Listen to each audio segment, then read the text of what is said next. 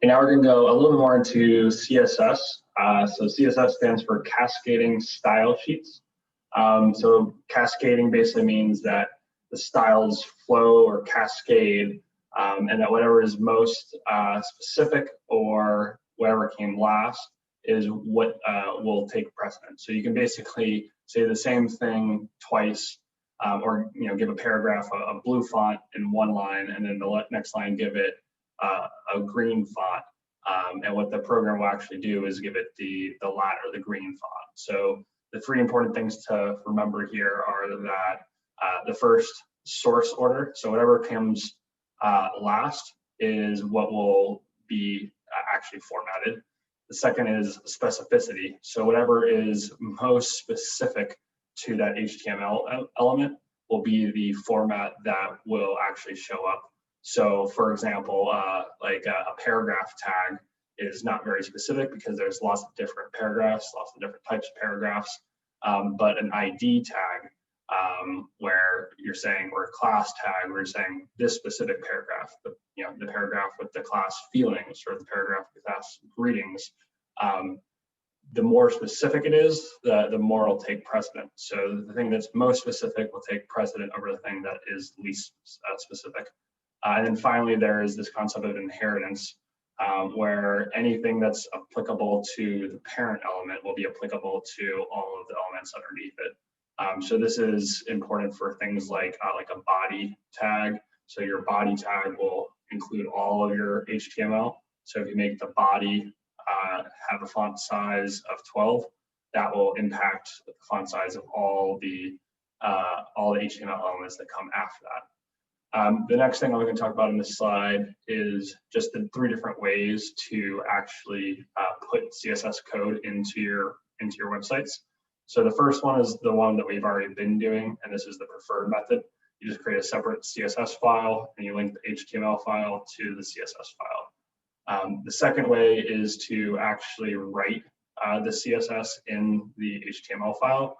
I won't talk about this very much, but if you ever see it when someone else is writing, this will be what it's referring to, and it's just using HTML style tags, and then you can write CSS in between those. And then the final method, which is the least preferred method, is to actually embed CSS within a specific HTML element. So this is highly frowned upon to do. Every once in a while, if you're just writing a really short program or short line of code, you can do this, but again, it's not recommended.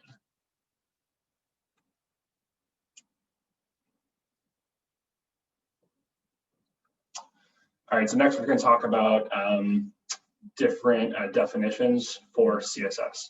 So the first is the selector. So this is basically the element that you want to change. So it could be a paragraph HTML element, it could be a header, it could be a div, it could be a section, whatever it is. The selector is what comes first when you're writing the CSS. The next thing is the property. So in this example, color would be the property, and it's just the type or the thing about the selector that you're going to change. And then value is what you want to change the property to. So in this example, it would be purple. So P is for paragraph, which is the selector here. Color is a property, and then purple is the value. And then also just to note, the way you write comments in CSS is a little different from HTML, which is a little different from JavaScript.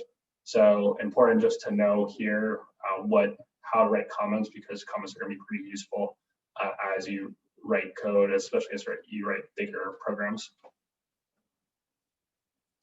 All right, so this is basically just like a wall of text. So this you definitely don't have to memorize.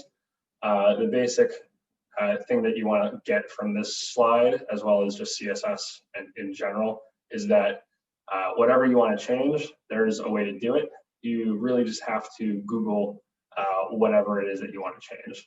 And the way to Google something to find it effectively is you just type in CSS and then whatever it is that you're looking for. So CSS font, change color, CSS, bold for font weight, things like that.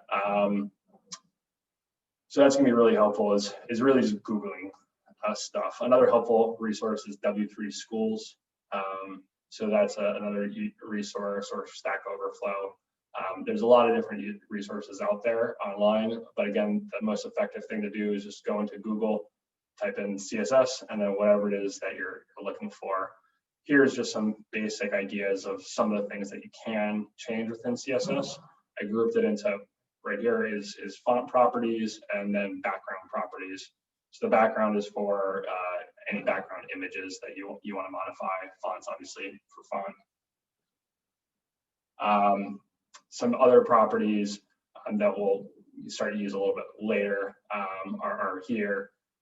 So floating properties are just talk about how content shows up next to other content. You can also change the width or height of any HTML object, as well as set a min or max width. There's also a lot of other properties, like you can customize your bullet points, and you can also use external fonts. So if you want to use a particularly unique font, you can go out and find it and implement it through either Google Fonts or some other font program. So this is a section on CSS selectors. So again, we have selectors, which are the HTML elements that we're looking for. Then we have the property, which is what we want to change, and then the value. So again, the example that we were using before is paragraph is the selector. We change the font to blue. So here are the different types of selectors. The first one is just the most basic. You just refer to the actual HTML element.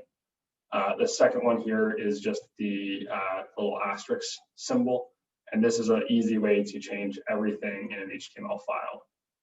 The third one here is an ID. So within the HTML, similar to the way we created a class, we can specifically target or select all the elements on the page with a specific ID.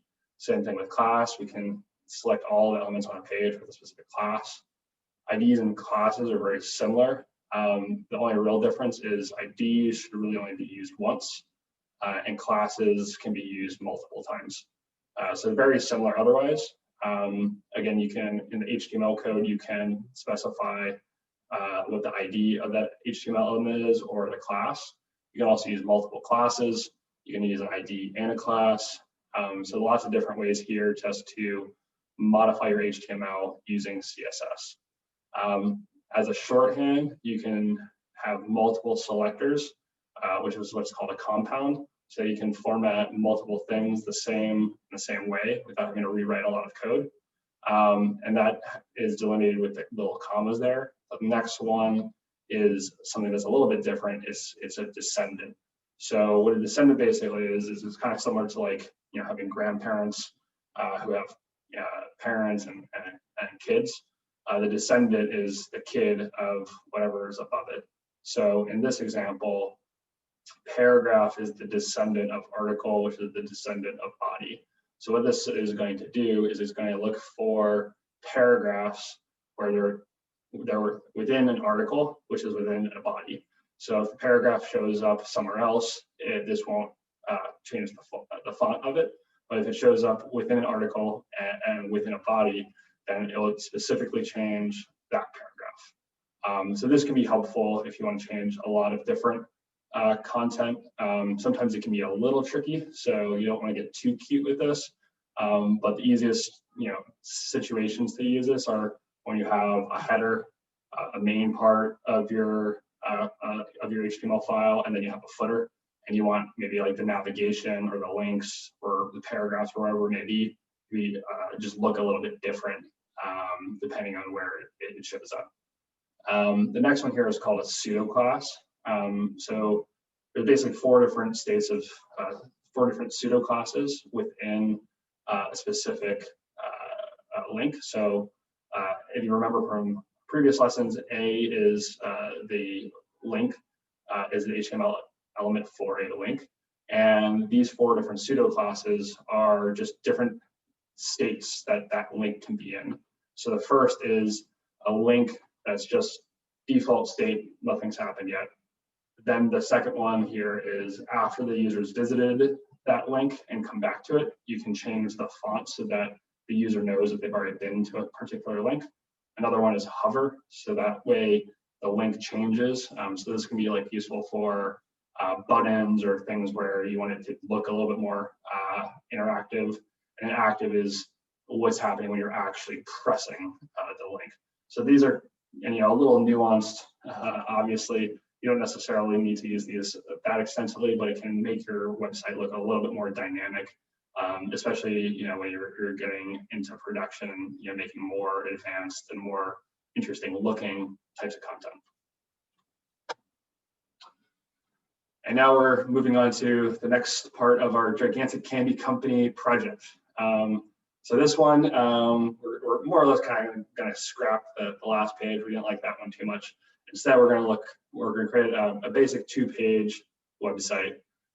So this 2-page website is just going to include a home page and an About Us page. So it's going to have a header, a main section, and footer. And then on the next slide, this will be the link if someone clicks on the About Us, and it'll have that same basic structure. So go ahead. Hopefully at this point, you should have some sense as to how to actually build this yourself. So go ahead and try to build this yourself before moving on to the next slide.